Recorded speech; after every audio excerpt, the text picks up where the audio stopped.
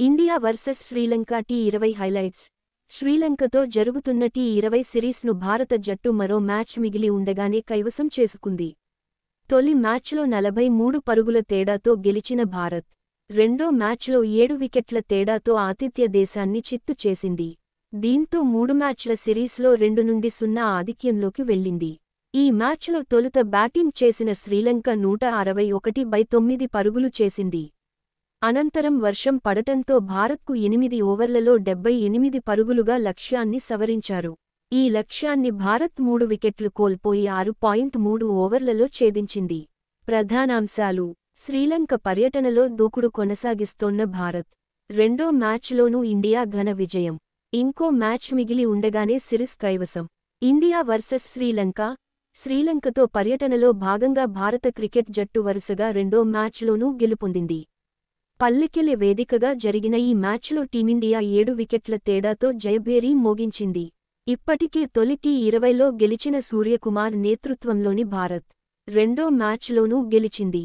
దీంతో 3 మ్యాచ్ల సిరీస్ను మరో మ్యాచ్ మిగిలి ఉండగానే కైవసం చేసుకుంది. హెడ్కోచ్గా గౌతమ్ గంభీర్ నేతృత్వంలో ఆడిన తొలి సిరీస్ను ఒడిసిపట్టింది. ఈ మ్యాచ్లో టాస్ గెలిచిన భారత కెప్టెన్ సూర్యకుమార్ యాదవ్ తొలుత బౌలింగ్ ఎంచుకున్నాడు. దీంతో ఆతిథ్య శ్రీలంక బ్యాటింగ్ చేయాల్సి వచ్చింది. కుశాల్ పెరీరా 34 బంతుల్లో 53 రన్స్ రాణించడంతో శ్రీలంక నిర్ణీత 20 ఓవర్లలో 9 వికెట్ల నష్టానికి 161 పరుగులు చేసింది. భారత బౌలర్లలో రవి బిష్ణోయ్ 3 వికెట్లు తీయగా, అర్షదీప్ సింగ్, అక్షర్ పటేల్, హార్దిక్ పాండ్యాలు తలా 2 వికెట్లు తీశారు. అనంతరం 162 పరుగుల లక్ష్యంతో బరిలోకి దిగిన భారత్కు వర్షం అడ్డుపడింది.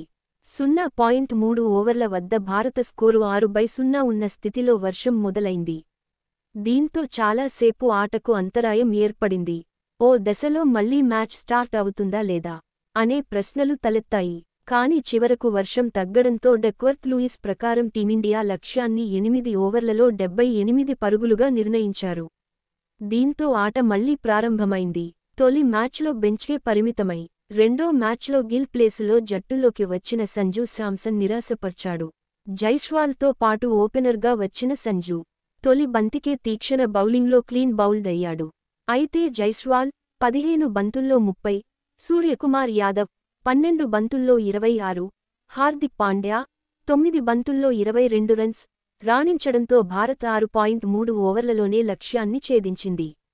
సిరీస్లో భాగంగా నామమాత్రపు మూడో టీ20 మ్యాచ్ మంగళవారం జరగనుంది. ఈ మ్యాచ్తో టీ20 సిరీస్ పూర్తికానుంది.